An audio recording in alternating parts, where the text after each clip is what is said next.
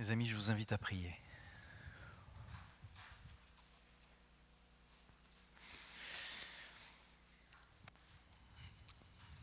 Seigneur, c'est parce que nous reconnaissons notre condition. Nous sommes de simples vases d'argile. Et nous attendons, Seigneur, à ce que le Maître vienne nous remplir pour nous utiliser. Merci, Seigneur, pour ta parole aujourd'hui, qu'elle nous remplisse, qu'elle nous lave, qu'elle nous éclaire, qu'elle nous transforme, qu'elle nous change. Parce que c'est ta parole ne reviendra pas à toi sans effet. Nous te remettons ce temps de méditation, de lecture de ta parole, au nom de Jésus. Amen.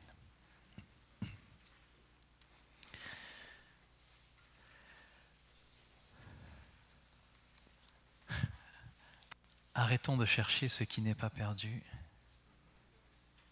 Tout est en Christ Jésus. Merci Franklin pour cette introduction à la Sainte Seine et aussi cette introduction au message d'aujourd'hui. Ces simples phrases pourraient être le refrain d'un chant qu'on pourrait écrire, les amis. Vraiment. Le message d'aujourd'hui, c'est seulement Jésus. Seulement Jésus. Tout est en Christ Jésus. Et il y a un livre qui parle de ça en particulier dans la parole. C'est la lettre aux Colossiens. Et on va voir pourquoi. Alors je vous invite aujourd'hui à ouvrir la parole dans Colossiens.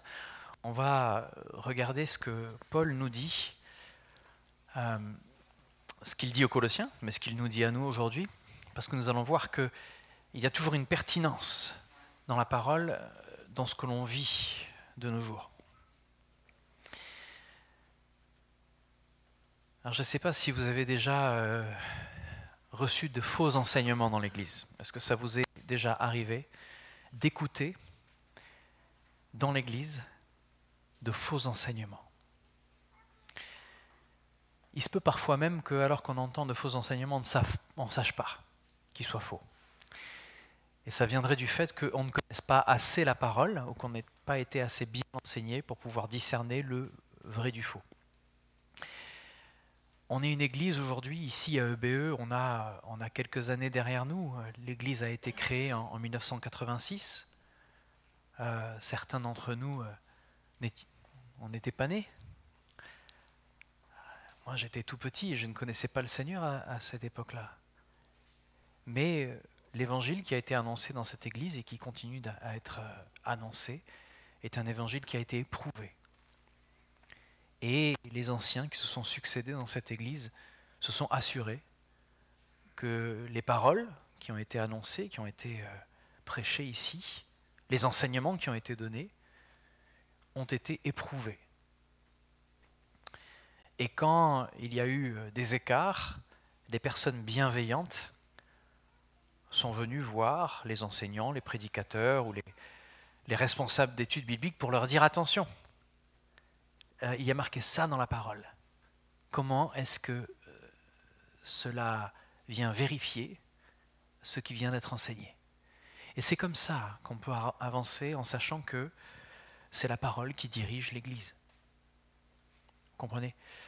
On s'assure évidemment que la plupart des enseignants, des prédicateurs, dans les églises en tout cas en France, soient passés par des études et fait une licence de théologie ou un doctorat, ou etc., ou une certification qui prouve que la parole qui est annoncée est une parole qui a été éprouvée.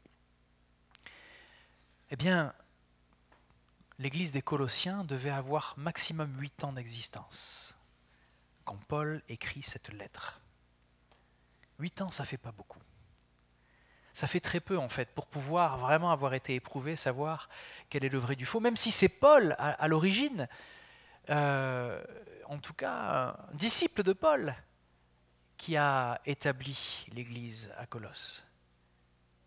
Donc, aujourd'hui, il existe encore des églises naissantes, il existe encore des courants, des personnes qui s'assemblent, mais qui n'ont pas toutes les pièces du puzzle, toutes les pièces de l'évangile, toutes les pièces de la parole de façon à ce qu'il puisse être objectif. Notre responsabilité aujourd'hui en tant que disciples de Christ, c'est de s'assurer que nous tenons ferme sur la parole de Dieu, afin que, peu importe où nous allons, si jamais il y avait un déséquilibre, nous pourrions ramener nos frères, nos sœurs, ceux qui croient dans le Seigneur à l'Évangile. Paul essaie de faire cela avec les Colossiens. On va voir pourquoi. On va voir que ce qui arrivait aux Colossiens, au temps des Colossiens, peut nous arriver à nous aujourd'hui. Alors même qu'on marche dans la connaissance de la parole de Dieu, certains d'entre nous pourraient être saisis par une philosophie de ce monde actuel, en nous faisant pencher, en disant « oui, mais c'est vrai quand même, on ne parle pas trop de ça à l'Église, mais ce que je viens d'entendre pourrait être vrai. » Et je décide que, pour moi, c'est plus important, parce que je me sens bien quand j'entends ça. Donc je vais m'éloigner de l'Église que je connais, parce que ce qu'ils enseignent, ce n'est pas exactement ce que j'aimerais entendre. En tout cas, ce n'est pas ce que je ressens. C'est pas ce que je ressens.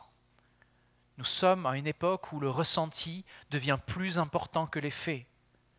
Nous sommes à une époque, nous vivons dans une génération où les émotions et la manière dont je me ressens est plus importante que la réalité des choses. Alors je me suis mis à réfléchir, pourquoi est-ce qu'on en est arrivé là? Pourquoi on arrive à un siècle où on n'a jamais été autant avancé en sciences, en connaissances de l'homme, de la physique, et ça va grandissant évidemment, mais on n'a jamais été aussi proche de la connaissance des choses. Et pourtant, on n'arrête pas de s'éloigner de la connaissance de Dieu. Et on n'arrête pas de justifier des raisons pour s'éloigner de l'Évangile. Aujourd'hui, si je me tiens devant vous et que je vous dis Christ est tout, il y a tout en Christ. Il est le plérum. Il remplit tout en tous. On va me dire, mais tu viens du Moyen-Âge. Réveille-toi. Sois woke. Réveille-toi. Tout ça, ça a été écrit il y a des milliers d'années. On n'avait pas la connaissance qu'on a aujourd'hui. Les choses sont beaucoup plus complexes que ça. Et pourtant, ici, au 56 rue des Bons Raisins, dimanche après dimanche, étude biblique après étude biblique, nous ne cessons de répéter que Christ suffit. Alors, dans cette aventure où le Seigneur vous a saisi, et alors que vous allez être peut-être traité de fou, je vous invite aujourd'hui à méditer sur le pourquoi du comment Jésus nous suffit.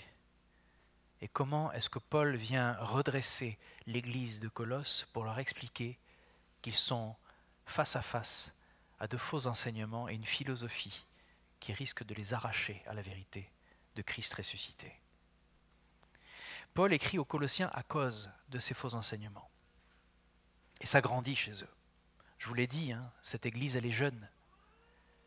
Et c'est pas lui, c'est pas Paul qui a construit l'église de Colosse, on se rend compte que c'est par Épaphras, un frère, qui a un travail apostolique d'ailleurs, puisqu'il a été enseigné par Paul. Il faut comprendre que Paul était dans les parages, il n'était pas loin de Colosse quand il est resté pendant 3 ans à Éphèse. Tout le monde connaît la lettre aux Éphésiens? Magnifique.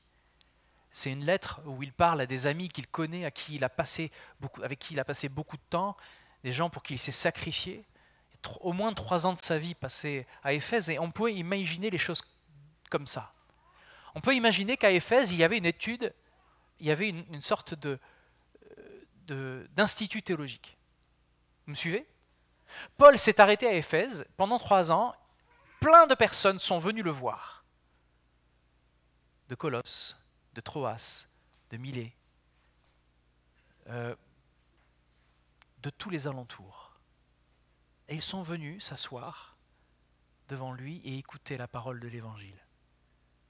Et Paul a intercédé pour eux, il les a enseignés. Il a passé énormément du temps avec chacun d'entre eux, face à face, dit-il. Et puis ces personnes se retournaient dans leur ville. Et Paul ne les a pas laissés comme ça. Il n'a pas laissé juste l'Église grandir, il leur a donné des conseils en disant « établissez des anciens » dans chaque église, assurez-vous que la parole est bien enseignée, qu'il y a des personnes responsables de qui on donne un bon témoignage, qui sont férus et ancrés dans la parole de Dieu. Et Épaphras fait partie de ces personnes-là. Et on se rend compte ici que c'est la connaissance de Jésus, la connaissance de Christ qui est impactée par ces fausses doctrines. Alors Épaphras lui revient à Colosse, mais quelque part il se dit, mais comment je fais, Paul? Comment je gère ici? Parce que là-bas, ça sent le roussi. Il se passe des choses auxquelles je ne m'attendais pas, et c'était certainement pour ça que Paul écrit la lettre aux Colossiens. Regardez, ça démarre en fait, si je vous dis que ça touche la personne de Christ, c'est parce qu'il y a très peu de lettres dans lesquelles on a des hymnes aussi belles à propos de Jésus. Il y a 2 hymnes principaux à propos de Jésus. On va les lire tout à l'heure, au bon moment. Mais ici, Paul démarre et il dit, dans la prière de reconnaissance, nous exprimons constamment à Dieu le Père de notre Seigneur Jésus-Christ notre reconnaissance à votre sujet dans nos prières pour vous. En effet, on a entendu parler de votre foi dans le Christ Jésus et de votre amour pour tous ceux qui appartiennent à Dieu. Vous voyez, Paul dit, on a entendu parler d'eux. S'il avait été là-bas, il aurait dit, je connais votre amour. On a passé du temps ensemble, etc. Mais ce n'est pas le cas. Cette foi et cet amour se fondent sur ce qui fait votre espérance, et que Dieu vous réserve dans les cieux cette espérance. Vous l'avez connue par la prédication de la vérité, le message de la bonne nouvelle. Car cette bonne nouvelle est parvenue jusqu'à vous, comme elle est aussi présente dans le monde entier où elle porte du fruit. Elle va de progrès en progrès. Ce qui est également le cas parmi vous. Depuis le jour où vous avez reçu et reconnu la grâce de Dieu dans toute sa vérité, c'est Épaphras, notre cher ami et collaborateur, qui vous en a instruit. Il est un fidèle serviteur du Christ auprès de vous et il nous a appris quel amour l'Esprit vous inspire. Et c'est là qu'il commence à prier pour eux et il arrive avec une hymne. Il a dit, depuis le jour où nous vous avons entendu parler de vous, nous aussi, nous ne cessons de prier Dieu pour vous. Nous lui demandons qu'il vous fasse connaître pleinement sa volonté, en vous donnant par le Saint-Esprit une entière sagesse et un parfait discernement. Ce n'est pas par hasard qu'il dit ça. Une entière sagesse. Vous savez, philosophie, c'est les amis de la sagesse. Donc on peut être ami de la sagesse quand on est philosophe. Là, c'est pas pareil. Il leur dit que Dieu vous donne une entière sagesse. Pas juste d'être ami avec la sagesse, mais qu'il vous donne l'entière sagesse.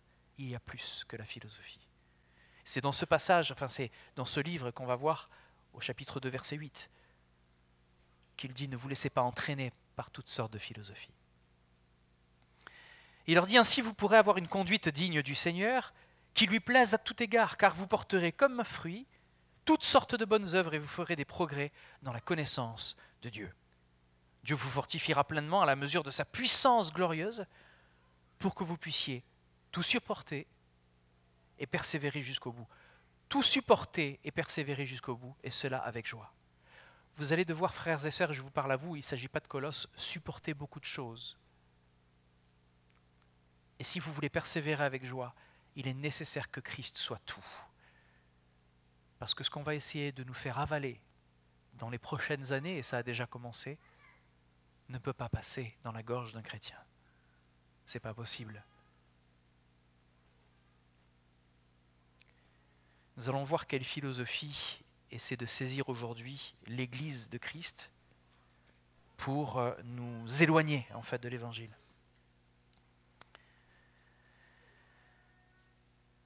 Alors ici, il nous demande de persévérer jusqu'au bout, et cela avec joie. Vous exprimerez votre reconnaissance au Père qui vous a rendu capable d'avoir part à l'héritage qu'il réserve dans son royaume de lumière à ceux qui lui appartiennent. Et là, il démarre. Il démarre à décrire. Il démarre une description, une hymne. Ça pourrait être un chant. C'est touchant de voir que le Saint-Esprit, tout à l'heure, a inspiré à notre frère cette phrase que je reciterai, parce qu'elle est pleine de vérité. Arrêtons de chercher ce qui n'est pas perdu. Vous savez, en tant que chrétien, très souvent, on va à droite, à gauche chercher des enseignements pour se dire « mais il y a plus, il doit y avoir plus ». Moi, ça m'est arrivé. Moi, ça m'est arrivé, je vous l'avoue. À un moment, je cherchais plus. Je voulais voir des miracles, je voulais voir des choses extraordinaires, je voulais voir avec mes yeux, toucher avec mes mains. Mais pourquoi je faisais ça? Parce que l'Évangile ne me suffisait pas. La bonne nouvelle de ma réconciliation avec le Christ, avec le Père, par le Christ, n'était pas suffisante. Je voulais voir des fruits tout de suite, maintenant. D'ailleurs, quand je priais, je disais maintenant, comme si je disais, oh Dieu, tu mets trop de temps. C'est arrogant, c'est prétentieux. Donc j'ai été arrogant et prétentieux, parce que la bonne nouvelle ne me suffisait pas. Alors on pourra dire, mais c'est par amour pour l'Église.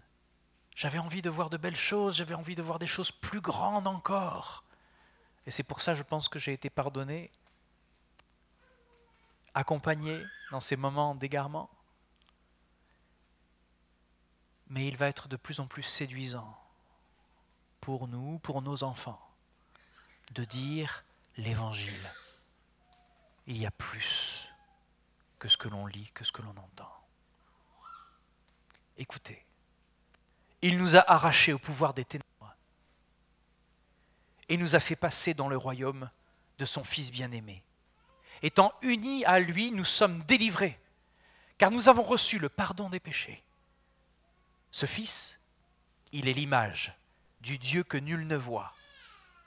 Il est le premier-né de toute création, car c'est en lui qu'ont été créées toutes choses dans les cieux comme sur la terre, les visibles, les invisibles, les trônes, les seigneuries, les autorités, les puissances. Oui, par lui et pour lui, tout a été créé. Il est lui-même, bien avant toute chose, et tout subsiste en lui. Il est lui-même la tête de son corps, qui est l'Église.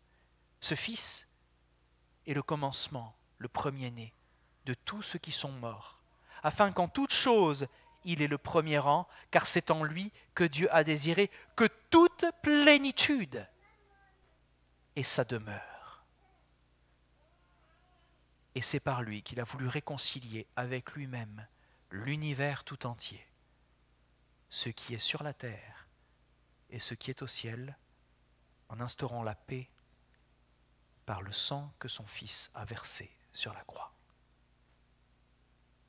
Amen. Paul vient juste de les saluer. Il vient de dire « Je prie pour vous ». Et regardez comment il commence. Paul a vraiment envie que l'Église de Colosse comprenne qu'à travers tout ce qu'ils ont entendu, toutes les philosophies de leur temps, il y a quelque chose qui est plus important que tout ce qu'ils ont entendu. On voit qu'il fait face à une hérésie qui est particulièrement complexe. Il s'agit évidemment d'une philosophie, d'une sagesse qui vient du monde. Paul, il est obligé de rappeler en Colossiens 2, au verset 7, qui dit « Vous, en lui, vous construisez toute votre vie en lui. Attachez-vous de plus en plus fermement à la foi, conforme à ce que l'on vous a enseigné. » Il est obligé de rappeler ça, parce qu'aujourd'hui, et comme à l'époque, on fait face à plein de fausses sagesses. C'est ok de trouver des astuces des fois, d'essayer de se dire, il y a une manière de vivre. J'ai croisé des personnes chrétiennes, et je sais qu'il en existe beaucoup, qui ont un credo par rapport à la manière de manger, de boire, de vivre au niveau des choses à faire. Et des fois, ça devient tellement important qu'ils vont se brouiller avec les autres. C'est-à-dire, si tu ne manges pas comme il faut, si tu n'es pas bio, si tu n'es pas ça, c'est pas bon. Tu fais pas ce qui est bien. Ça peut être aussi quelque chose de plus religieux. Si tu ne pries pas en disant à chaque fois le sang de Jésus, si tu ne pries pas à chaque fois en priant en disant le sang de Jésus, c'est qu'il manque quelque chose à ta prière. Il y a des personnes qui vont aller dans des extrêmes comme ça, et alors ça semble honnête au début, parce qu'il y a une raison pour parler du sang de Jésus, il y a une raison pour bien manger, on est tous d'accord, on aimerait tous bien manger. Mais si cela devient plus important que le reste et que c'est un cheval de bataille, là ça devient un problème. Ça devient un problème dans la communication, ça devient un problème dans l'équilibre. Et puis ce serait quelque chose qui ne serait pas centré sur Christ, mais sur une manière de faire. Et bien là, avec Colosse, il y a la même chose. On peut trouver des manières de vivre en améliorant notre vie, des choses qui sont à côté de l'Évangile, Mais à partir du moment où on s'éloigne du fondement de qui est Jésus, on tombe inévitablement dans un autre évangile. On tombe dans un piège. On tombe dans autre chose. Si Christ ne suffit pas, il s'agit d'une autre doctrine, un autre enseignement, c'est une hérésie. Tout simplement une hérésie. Pas avoir peur de dire ce qui est. Alors je vais avancer un peu plus vite parce que j'avais fait un schéma de l'ordre dans lequel Paul parle aux Colossiens ici. Mais allons droit au but. On a 2000 ans de théologie derrière nous là. Ça fait pas peu. Ça fait beaucoup en fait. Beaucoup d'enseignants, de personnes passionnées par l'histoire et l'évangile et la parole de Dieu. En hébreu, en grec, on fait énormément d'efforts. Ils ont fait des thèses, ce sont des docteurs, ils ont étudié, ils ont fait des livres, etc. Et on arrive aujourd'hui dans un état où, malgré toute cette connaissance qu'on a sur la parole, malgré tout ça, on en arrive toujours devant le même discours. Si l'Église est tout amour, l'Église doit tout accepter. Est-ce que vous êtes d'accord avec ça? Parce qu'on est tout amour, on doit tout accepter. Ben, c'est une philosophie aujourd'hui qui va nous saisir, qui va saisir de plus en plus de personnes, et peut-être nos enfants. Je l'ai vécu, je l'ai vu, mais on doit aimer les autres. On doit aimer toutes les religions, on doit aimer les autres. Des personnes chrétiennes ont choisi de dire parce qu'on aime les autres et qu'on aime les autres religions, ben pourquoi pas se marier avec des personnes d'autres religions, puisque Dieu est amour. Je ne vois pas assez d'amour autour de moi, donc je vais aimer. Où est-ce que ça va mener en fait ça? Ça va mener au fait qu'on a perdu la ligne de mire qui est Jésus-Christ. On a perdu le plus important, le fait qu'il y ait un chemin, une vérité, une vie, et que nul ne vient au Père que par lui. Si on perd un de ces versets, si on enlève un de ces versets dans la parole, on en viendra à un déséquilibre. Si on réfléchit réellement à ce que le Seigneur nous a dit, quand on choisit quelque chose qui est à l'écart, on choisit les problèmes. Alors peut-être que le Seigneur va faire comme avec Samson. Samson, vous savez, il est allé vers les Philistines, alors que c'était des ennemis, et dans la loi juive, on ne pouvait pas aller s'allier avec des Philistines, enfin avec des personnes qui n'étaient pas juives. Et Samson, lui, il a fait ça. Et alors tout autour de lui, tout le monde se disait, mais t'arrêtes Samson, t'arrêtes, tu fais n'importe quoi, tout ça avec tes muscles et tes longs cheveux. Arrête. Et il ne savait pas que c'est Dieu qui lui avait mis à cœur de faire ça. Alors peut-être qu'il y a des Samsons qui se mettent volontairement dans des situations extrêmement difficiles, pourquoi pas, si Dieu les appelle à faire ça et qu'il y a un grand miracle à un moment ou à un autre, que le Seigneur bénisse ces personnes, qu'il les encourage, parce que ça va être extrêmement difficile. J'ai déjà beaucoup de témoignages pour des personnes pour qui c'est très difficile, ça l'est encore. Mais malgré tout, le Seigneur est bon. Il fait grâce, il nous porte, mais c'est un combat de toute une vie. Ça t'empêche de faire plein d'autres choses. Tu te concentres sur ce problème et certainement jusqu'à la fin de ta vie, tu vas devoir gérer cette situation. Donc c'est un choix à faire devant le Seigneur, un choix à faire à genoux, un choix à faire en priant. Et à nous, chrétiens, de ne pas juger ce que les personnes ont appelé être pour des Samsons. Prions pour elles, accompagnons-les, aidons-les de toutes les manières possibles et imaginables dans le Seigneur, selon ce que le Seigneur vous donne de vivre dans la prière. Mais si on doit faire une règle maintenant sur le fait que aimer est plus important, on est mal. Juste aimer et accepter tout, ça va devenir problématique. Pourquoi est-ce que je dis ça? Je me suis posé la question, à partir de quel moment les sentiments sont plus importants que les faits?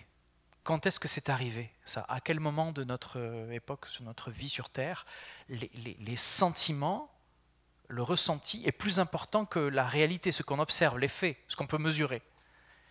Et à ma surprise, je suis tombé sur le courant du romantisme. C'est le romantisme qui a fait ça. Voilà, le romantisme est venu apporter ce fait que le cœur a ses raisons que la raison ne connaît pas. Alors je dis ça avec un peu de sourire, mais c'est souvent vrai. Hein. Le cœur a des raisons, et la raison, même on essaie de raisonner, puis le cœur, il a ses raisons. C'est vrai. Et plus on va entendre des choses comme ça, il y a énormément de citations comme ça, qui font que c'est très séduisant. Et le romantisme a apporté pas mal de choses, ne me méprenez pas, je n'ai rien contre, au contraire, je suis un grand romantique. Mais le fait de vouloir passer systématiquement les choses qui nous font ressentir bien comme des vérités, ça nous éloigne de la vérité. Et ça va pousser beaucoup de personnes à dire « mais chacun a sa vérité, calme-toi, chacun a sa... » Oui, c'est vrai, chacun a sa vérité. Maintenant, ne me demandez pas d'accepter cela. Je peux aimer celui qui a sa propre vérité. Écoutez, hein, nous devons aimer ceux qui ont leur propre vérité, sans avoir à les juger, mais cela ne veut pas dire qu'on doit édulcorer et changer notre évangile. Nous pouvons rester fidèles à ce que Jésus dit, sans avoir à nous pervertir ou à nous prostituer. Comprenez ? On n'est pas obligé de coucher avec l'ennemi. On ne devrait pas d'ailleurs. Par contre, si on reste fidèle à Christ, notre message va s'affiner. Notre message va devenir de plus en plus fin. Vous savez, quand on s'entraîne au tir, au début on rate sa cible. Quand on s'entraîne avec un glaive, une épée, ou quand on fait des arts martiaux, au début on rate. Quand on fait de la gymnastique, au début on n'arrive pas à faire la roue ou à faire le poirier. Ça ne marche pas. Ça je le sais, hein, je l'ai vu chez moi. Et puis au bout de la 200e, 300e fois, Talita, ma fille, arrive à rester toute droite quand elle fait le poirier. Mais au début, on n'aurait pas dit qu'elle était capable. Vous allez faire face aujourd'hui à des discussions vraiment bizarres dans votre vie de chrétien. Et vous allez avoir du mal à vous défendre au début.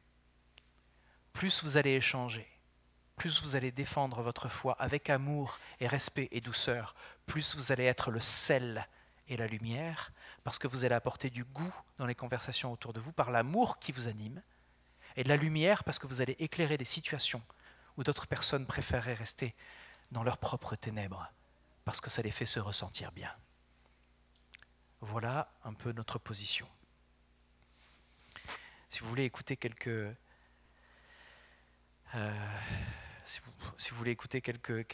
passages romantiques qui viennent dire plein de choses, on en parlera plus tard, ce n'est pas le sujet ici. Mais il y a une de ces citations qui dit « Le mal de siècle est un mal d'ennui ». C'est Alfred de Musset qui dit ça. Confession d'un enfant du siècle, en 1836, voyez. Et c'est ce sentiment qu'il y a une insatisfaction.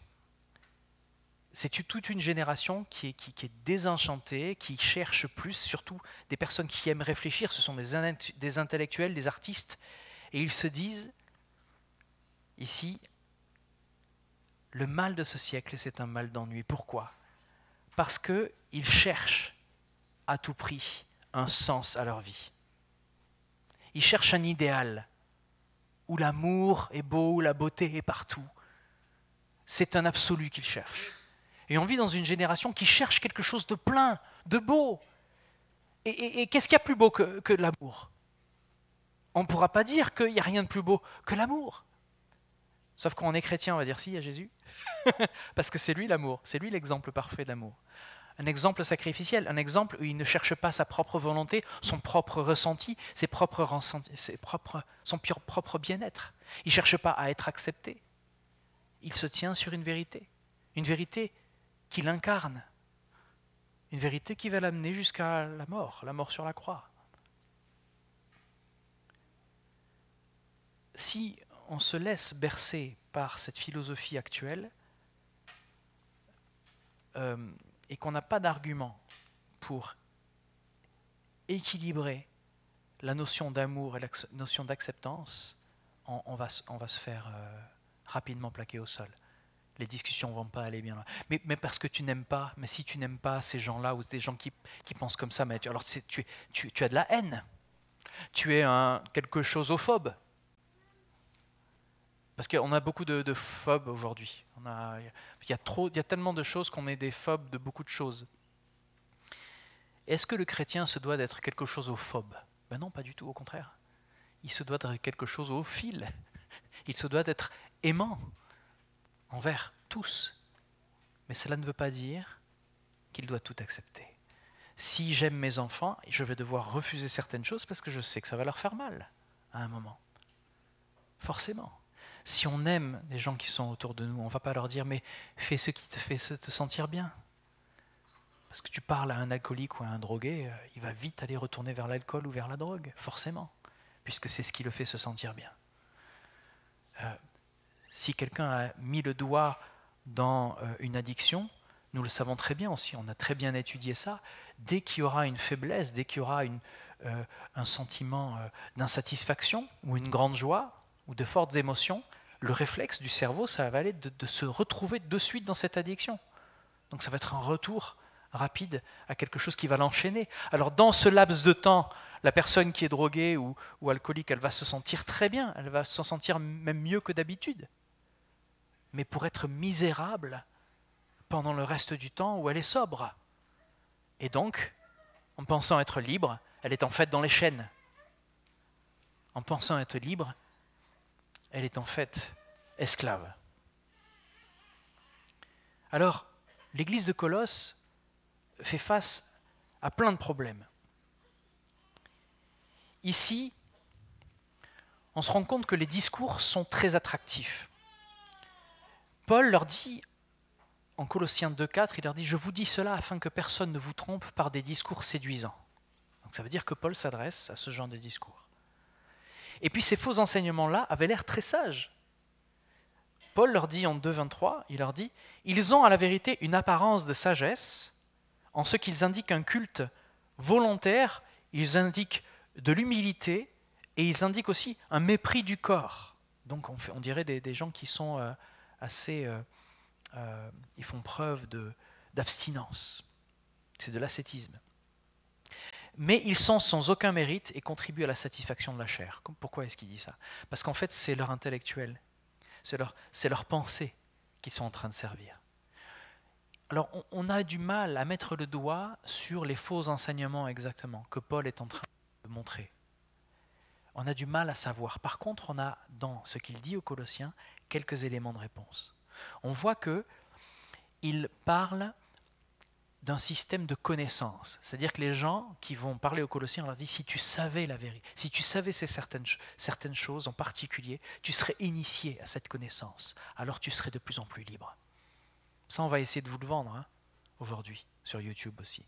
Si vous comprenez ça, si vous savez ces choses-là, vous serez en fait réveillé sur la vérité. Eh bien, ça ne date pas d'hier, ce genre de choses, ça s'appelle des gnostiques. La gnose, en grec, ça veut dire la connaissance. Et les gnostiques, ils disaient, si tu es initié à certains degrés de vérité, tu vas rentrer dans ceux qui savent. Et ceux qui savent font partie d'un petit groupe. Est-ce que tu voudrais faire partie de ce petit groupe de ceux qui savent? Très bien. Eh bien, tu seras initié. Alors, ça fait penser aussi aux francs-maçons, c'est la même chose. Il y a des initiations, il y a des rites, il y a des passages. C'est une sorte de secte. Et plus on est ensemble, plus on est nombreux, plus on est fort. Eh bien, les gnostiques, leur idée, en fait, c'était très séduisant à l'époque. C'était un moyen d'atteindre une libération spirituelle, d'échapper à l'influence du monde matériel. Nous aussi, on aime bien échapper à l'influence du monde matériel, n'est-ce pas? Alors, on est libéré spirituellement, on échappe à l'influence du monde matériel, parce que le monde matériel, il est mauvais, il est corrompu, et donc on croit dans un Dieu qui est suprême, qui est transcendant, qui est au-dessus de tout. Sauf que là où ça commence à un petit peu délirer chez les gnostiques, c'est qu'il y a quand même des entités divines entre ce Dieu suprême et nous. Et pour les gnostiques, Jésus, ça leur va très bien. Tout comme pour un Indien en Inde. Jésus, il y a aussi des autels pour Jésus, il y a des églises, mais c'est bien qu'il y ait des églises pour Jésus, comme il y en a une pour Krishna, pour Bouddha, pour machin, pour truc, pour le dieu des vêtements qui ont des trous, pour le dieu des cailloux, le dieu des cailloux qui roulent. Il y a plusieurs, non, je rigole pas, il y a de vrais dieux pour ça. Il y a là-bas, ils ont des autels et ils prient à ces dieux-là. Et donc Jésus, ça ne les dérange pas.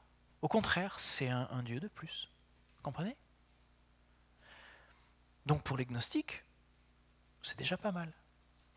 Et les gnostiques, ils ont ce plus qu'il y a le monde matériel et le monde spirituel. Mais alors, ça va donner des choses qui vont totalement délirer. Et les Colossiens vont vivre des choses horribles. Pourquoi est-ce que Paul, à un moment, s'adresse à une famille en disant s'il vous plaît, alors je sais qu'il y a des enfants ici, non, bon, c'est tellement le bazar là-bas, s'il vous plaît, ne dormez pas avec votre belle-mère, c'est la femme de votre père, après son remariage, n'allez pas vous mélanger et faire des choses comme ça. Pourquoi est-ce que Paul doit dire à des chrétiens, n'allez pas coucher avec la femme de votre père? Pourquoi est-ce qu'il doit dire ça? C'est énorme quand même, il parle à des chrétiens. Mais ça s'explique. Ça s'explique. C'est parce que dans cette courant de pensée, comme le corps est mauvais, eh ben, il y avait deux extrêmes. Soit le corps, on le mate au maximum, donc il faut jeûner quasiment tout le temps, il ne faut pas manger de ceci, il ne faut pas manger cela, il ne faut surtout pas boire certains alcools ou certaines boissons, il ne faut pas faire ceci. En plus, ça va avec le judaïsme, par rapport à certaines lois du judaïsme. Donc le corps, on va faire une abstinence totale et on ne touche à rien. Ou alors c'est l'extrême. Comme le corps, oh ben, c'est mauvais, on peut en faire n'importe quoi. Donc, on peut faire n'importe quoi de mon corps, mon choix. Alors ça, c'est plus récent.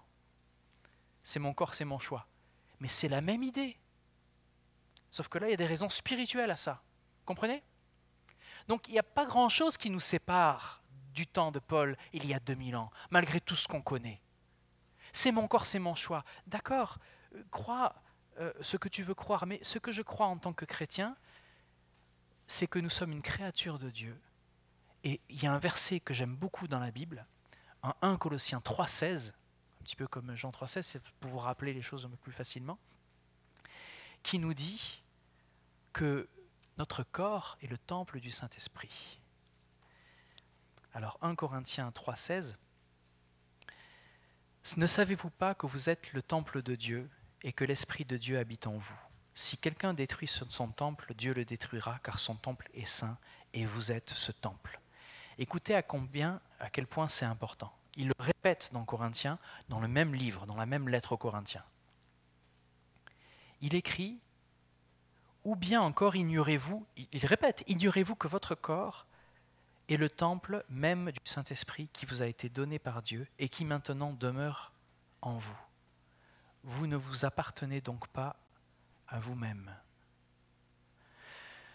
Vous ne vous appartenez donc pas à vous-même, car vous avez été racheté à un grand prix. Honorez donc Dieu dans votre corps. Voilà ce que je crois. Je crois que Dieu m'aime à un point tel que mon corps, qui fonctionne parfaitement ou qui fonctionne à moitié, eh bien Dieu m'a donné ce corps. Et que c'est le corps que j'aurai jusqu'à la fin de ma vie. Et il a dit que c'est dans ce corps-là qu'il désirait faire sa maison et habiter. Donc je ne veux pas considérer que je m'appartiens à moi-même. Et dans mes plus grandes faiblesses, même ce corps s'il est faible, et que petit à petit avec le temps il s'affaiblit, il appartient à Dieu. Et il peut en faire ce qu'il veut. Et c'est magnifique. Je me rappelle de ce jour, je vous l'ai raconté, je vous raconte toujours les mêmes choses, mais certains sont là et sont nouveaux et ne l'ont pas entendu. Mais quand on était en Inde, on a eu le privilège d'aller prêcher dans une colonie de lépreux. Et donc on était dans cette ambiance où tout le monde louait le Seigneur, où dès que le pasteur venait citer un verset, il se jetait sur la Bible pour pouvoir lire ce verset. Et quand tout le monde levait les bras au ciel, on voyait que certains n'avaient plus de mains à lever au ciel. C'était des bras qui n'étaient pas finis, enfin, il manquait des mains, ou il manquait des doigts. Et de toutes les personnes, on a prié avant d'annoncer l'évangile là-bas, de toutes les personnes qui est venues faire un témoignage, c'est notre ami Mouradi Papa, il s'appelle. Pour ceux qui ne le connaissent pas, Mouradi est un chrétien qui, à 3 ans, a perdu l'usage de ses jambes. Et donc, il se meut de partout en fauteuil roulant. Il va d'ailleurs très vite, c'est un sportif, donc c'est un fauteuil sport. Et quand il m'a dit, Cyril, je veux partir en Inde avec toi, j'ai dit, mais Mouradi, il y a du sable là-bas de partout, comment tu vas faire? Il me dit, mais c'est pas à toi de savoir comment je vais me déplacer, je veux juste partir, c'est tout. Je lui dis, ok, tu viens, pas de souci, avec une telle foi. Et donc, dans cette église, où il y avait une louange extraordinaire, avec un groupe qui s'appelait The Heavenly Worship Team, donc l'équipe de louange des cieux, des sonorités indiennes et très entraînantes. Mouradi approche avec son fauteuil de l'endroit où il va prendre la parole, et avec les quelques forces qui sont dans ses jambes, se lève de son fauteuil, parce qu'il a des bras super costauds, qui font la taille de mes cuisses d'ailleurs, et il se lève sur la chaire pour prêcher. Et la première chose qu'il leur dit, c'est « Si je me tiens devant vous, ce n'est pas sur mes jambes, mais c'est sur l'Évangile. » Et moi j'étais assis, parce que là j'aurais perdu les miennes. Et comme ça, il y a l'esprit qui vient inspirer. Mouradi n'avait pas besoin de ses jambes. Et il n'en a pas besoin pour faire ce qu'il fait, représenter Christ. Avoir le sourire jusque-là quand il chante le gospel. C'est un témoignage vivant de la grâce de Dieu. Il était d'ailleurs musulman, rejeté par sa famille quand il a rencontré le Christ. Enfin, je ne suis pas là pour vous parler de Mouradi, mais de Jésus, mais il y a de Jésus dans mon frère. Et tout ça pour vous dire que notre corps, en effet, ne nous appartient pas. Donc mon corps, mon choix, Jésus n'a pas dit ça. Il a dit à Dieu, Père, si cette coupe pouvait passer loin de moi, qu'elle passe loin de moi, mais c'est ta volonté que je vais faire et non pas la mienne. Voilà ce qu'il a choisi. Si on avait demandé à Jésus, est-ce que tu veux aller à la croix, tu veux mourir pour nous, il aurait dit non, surtout pas. Non, mais par amour pour toi, je vais le faire. Non, c'est pas ce que j'ai envie de faire. Ça me fait tellement peur. Jésus transpirait le sang dans le jardin de Gethsémani, pas tellement qu'il avait peur de ce moment-là. Mais je ne sais pas si c'était la peur de mourir ou la peur d'avoir les clous dans les poignets ou la peur d'être séparé de Dieu à cause du péché des hommes, lui qui n'avait jamais péché. Et pourtant, c'est lui qui a pris ta place sur la croix. Lui qui n'a quand même jamais connu le péché. Donc, l'évangile, cet évangile-là nous suffit, les amis. C'est un amour qui a été sacrificiel. C'est un amour qui a payé pour les autres. Ce n'est pas un amour qui a cherché à se faire plaisir, à chercher son propre intérêt. Si vous lisez d'ailleurs Corinthiens 13, toujours pareil, il y a une description de l'amour.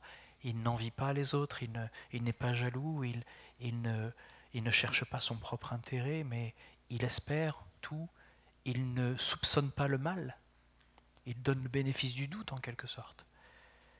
C'est un amour qui nous dépasse et il nous faut le Seigneur Jésus en nous pour pouvoir le vivre. Ce n'est pas possible autrement. Alors, je vais aller un petit peu plus vite parce que sinon on va être là pendant trop longtemps. Et puis, mesdames, je sais qu'après vous allez avoir une session particulière avec Glenda. Vous allez parler d'un sujet que j'avais traité là, il y a 2 semaines. Donc je ne vais pas rester très longtemps. Mais dans ce passage aux Colossiens, il y a aussi des attirances pour les chrétiens de tout ce qui est mystique, tout ce qui est dans les lieux célestes, les lieux secrets. Et beaucoup se glorifient de leur vision. Beaucoup se glorifient des rêves qu'ils ont eus, ou des rencontres personnelles qu'ils ont eues avec Christ ou avec des anges. Et Paul en parle dans Colossiens. Il parle de ceux qui carrément donnent un culte aux anges. Certains vouent un culte à des anges parce qu'ils ont eu des visions angéliques. Et ça fait partie des choses qui peuvent être séduisantes. Certains vont me dire, moi j'écoute tel pasteur ou tel rabbin parce qu'il a eu telle vision, il a eu tel don de prophétie, etc. Si tu as besoin de courir après le prophétique tout le temps pour vivre ta vie de chrétien, c'est que l'évangile ne te suffit pas. Je te dois la vérité. Si tu dois courir après le prochain prophète pour savoir ce qui doit se passer dans ta vie, c'est que Christ, tu es un intermédiaire entre Christ et toi, ce sera le prophète. Mais Dieu te dit, viens à Christ. Donc choisis Christ. Le prophète, il peut faire des bêtises, de grosses bêtises. Il a eu raison 1 fois, 2 fois, mais peut-être la 3e fois, il n'aura pas raison. Il aura tapé à côté parce que les prophéties sont partielles. Et on fait des erreurs. Le prophète ne reste qu'un homme. Jésus est cet homme que tu dois écouter, celui que tu dois suivre, celui que tu dois étudier, celui que tu dois aimer, celui que tu dois chercher. Et c'est lui qui t'a trouvé. Donc arrête de chercher ce qui n'est pas perdu. Tu as tout en Christ Jésus. Alors je termine avec quelques passages. Christ n'est pas juste un intermédiaire ou un maillon, comme il pourrait l'être dans ce système de pensée. Si Jésus n'est pas au centre, c'est qu'il fait partie d'un système. Vous comprenez ? Première chose, rien ne nous sépare de Dieu. Rien ne sépare le chrétien de Dieu. En Colossiens 1,15, il est écrit « Il est l'image du Dieu invisible, le premier-né de toute la création ». Rien aussi ne le sépare de l'humanité parce qu'il a pris un corps humain. Rien ne sépare Jésus de l'humanité. En Colossiens 2,9, il est écrit « Car en lui habite corporellement toute la plénitude de la divinité ». Il est homme, 100% homme, et en lui habite entièrement la plénitude de la divinité. En lui réside toute la plénitude de Dieu. En Colossiens 1, 19 et 20, c'est ce qu'il nous dit, car Dieu a voulu que toute plénitude habite en lui. Il a voulu par lui réconcilier tout avec lui-même, tant ce qui est sur la terre que ce qui est dans les cieux. Donc si tu me parles des anges, etc., mais va voir Jésus, va pas voir les anges. Tout ce qui est la terre et ce qui est dans les cieux, en faisant la paix par lui, par le sang de la croix. Concernant les puissances et les dominations dont on parlait, eh bien, il n'y a pas un désordre dans la hiérarchie des cieux. Il est le créateur de toutes choses, et toutes choses ont été créées par lui. En Colossiens 2,15, il dit « Il a dépouillé les dénominations et les autorités, il les a livrées publiquement en spectacle, en triomphant d'elles par la croix. » On ne peut pas produire notre propre salut avec un système de pensée autre que l'Évangile. En Colossiens 1, verset 22, il dit « Par sa mort dans le corps de sa chair, pour vous faire paraître devant lui saint, irrépréhensible et sans reproche. » C'est comme ça qu'il nous a sauvés. Par sa mort dans le corps de sa chair. Parce que les fameux gnostiques, ils pouvaient penser que comme le corps est mauvais, Jésus ne devait pas avoir vécu totalement dans son corps. Il serait mort avant sa mort sur la croix. Enfin, c'est un petit peu compliqué. Mais il ne fallait pas pouvoir mélanger les choses. Et là, il nous dit qu'il est mort dans le corps de sa chair. Dieu a donné son corps. C'est important, c'est pas rien. Certains vont dire, mais non, le corps n'est pas important. Mais si, c'est important. Ce n'est pas par des pratiques ascétiques ou d'abstinence, en se privant de choses, qu'on peut produire son propre salut. En Colossiens 2, 16 à 19, il dit que personne donc ne vous juge au sujet du manger ou du boire, ou au sujet d'une fête ou d'une nouvelle lune, ou des sabbats.